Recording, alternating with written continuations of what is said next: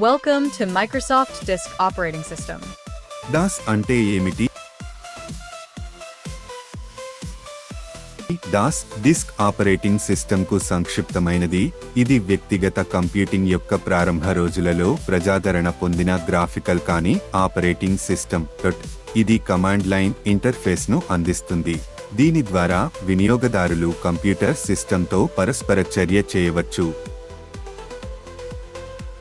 DOS disc operating system command line interface వినియోగదారులు ఆదేశాలను type చేయడం ద్వారా సిస్టమ్తో పరస్పర చర్య చేస్తారు.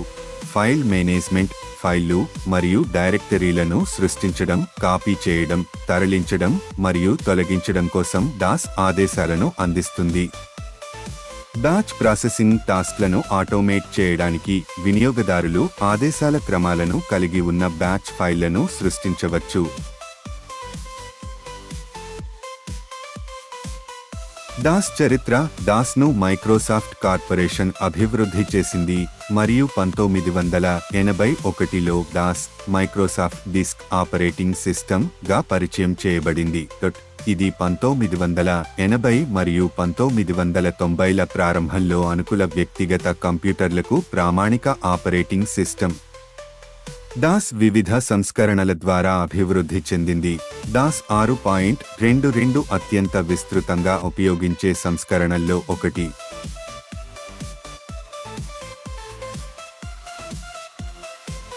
DOS యొక్క ఫీచర్లు మెమరీ నిర్వహణ DOS సిస్టమ్ మెమరీని నిర్వహిస్తుంది మరియు మెమరీ వినియోగాన్ని ఆప్టిమైజ్ చేయడానికి యుటిలిటీలను అందిస్తుంది. పరికర నిర్వహణ ఇది పరికర డ్రైవర్ల ద్వారా ప్రింటర్లు, కీబోర్డులు మరియు మానిటర్లు వంటి వివిధ పరికరాలకు మద్దతు ఇస్తుంది.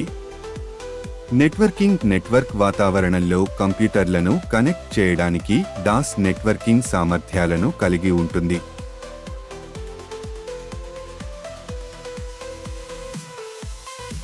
DOSలో ఆదేశాలు రెండు రకాలుగా వర్గీకరించబడ్డాయి. 1. అంతర్గత ఆదేశాలు ఇంటర్నల్ కమాండ్స్. 2.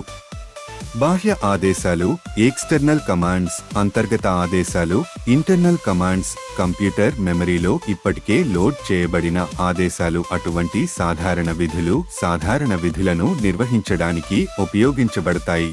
బాహ్య ఆదేశాలు ఎక్స్టర్నల్ కమాండ్స్. బాహ్య ఆదేశాలు కొన్ని విస్తరించిన సాంకేతికత లేదా అధునాతన సాంకేతికతను కలిగి ఉంటాయి. ఇవి ప్రధానంగా అధునాతన విధులు, ప్రత్యేక విధులను నిర్వహించడానికి ఉపయోగించబడతాయి.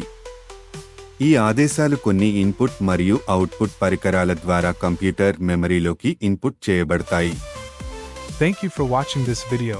Please like, share and subscribe our channel.